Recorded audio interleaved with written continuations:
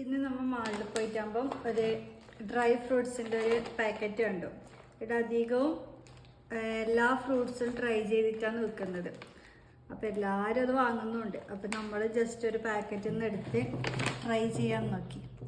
ഇതിൽ കാണിക്കുന്നത് പഴം, ചക്ക, കാച്ചിൽ, മുണ്ടച്ചക്ക, മധുരക്കിഴങ്ങ്.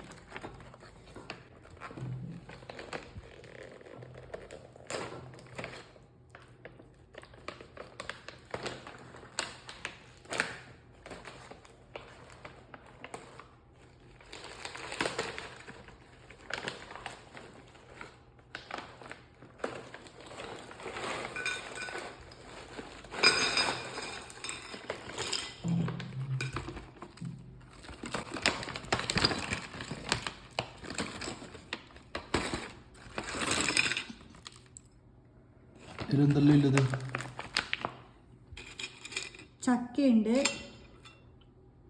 ഇത് കാച്ചിലാന്ന് തോന്നുന്നു.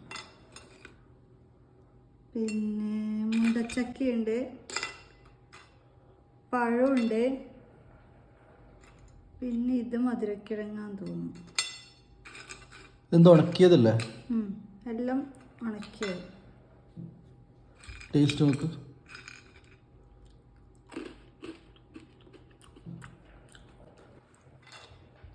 ഇത് മധുരക്കിഴങ്ങ്.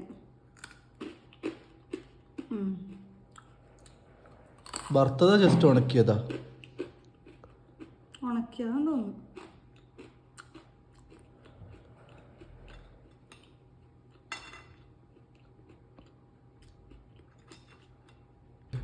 ഇത് കാച്ചിലാന്ന് തോന്നുന്നു.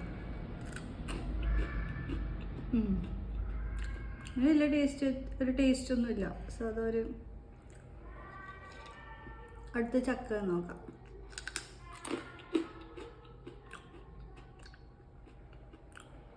ഇത് പഴുത്തേക്ക ഉണക്കിയാണ്.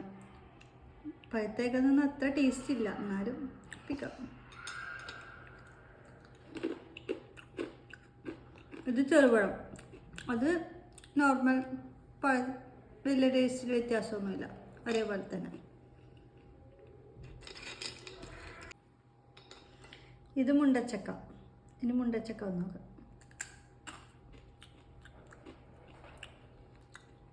ഇത് പഴുത്ത മുണ്ടച്ചക്ക തിന്ന ഒരു ടേസ്റ്റ് തന്നെ ഉണ്ട്.